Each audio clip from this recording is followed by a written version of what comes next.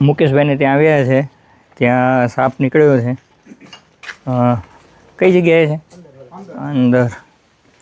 કઈ બાજુ છે અંદર? આની કોરા બર્તનમાં. આમાં આમાં જ છે ને?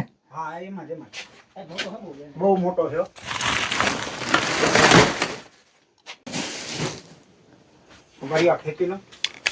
હા, ખેંચી લ્યો.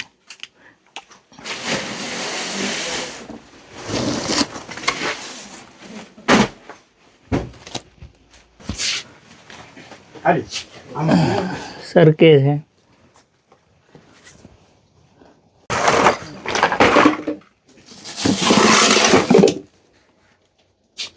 પાછળથી ખખડાટ કરો તો.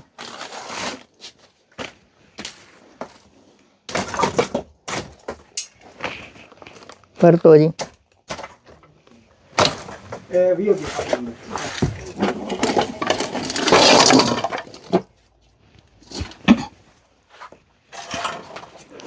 હવે આ લાકડા બધા હટાવવા જ પડશે. લેવા માંડો ને બરતા નહીં. વાંધો નહીં, આ બાજુ નાખી દો, પાછા હમા કરી લેવું.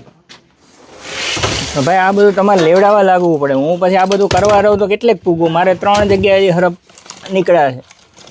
થોડીક મદદ કરાવવી પડે તમારે. વાત તો સાચી છે. લાકડી લાવતો હું, લાકડી આ બાજુ નીકળ્યો છે. આજો ન્યા મો કાઢ્યું. અહીંયા મો કાઢ્યું છે. જો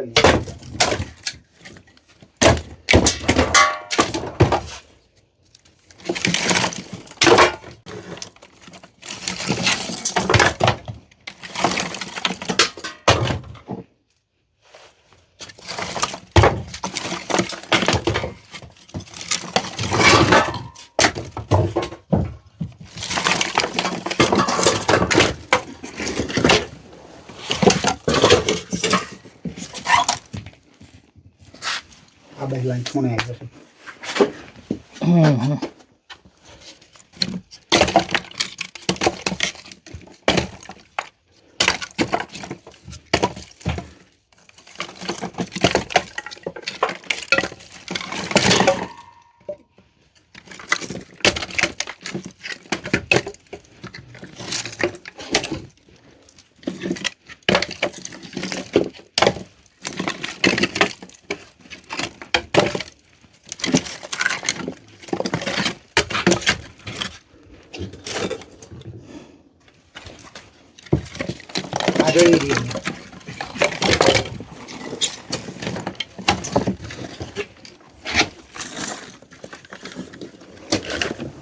આ બાજુ નીકળી ગયું.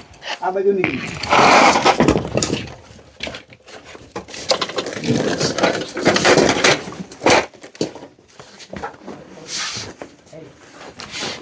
ધામણ છે. બા તમારી બાજુમાં, પગની બાજુમાં.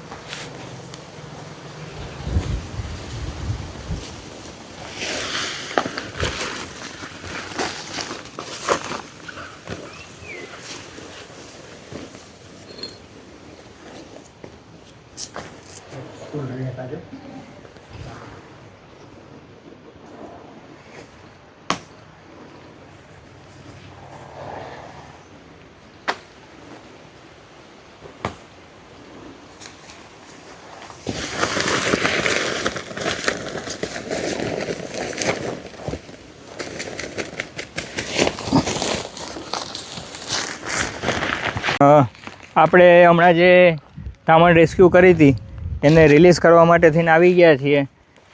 નદી વિસ્તાર છે. કોઈ એક સાપને એક જ જગ્યાએ છોડ્યા વગર અલગ અલગ જગ્યાએ છોડતા રહીએ તો એની વસ્તી અલગ અલગ જગ્યાએ રહે. ધામણ છે સંપૂર્ણપણે બિનઝેરી.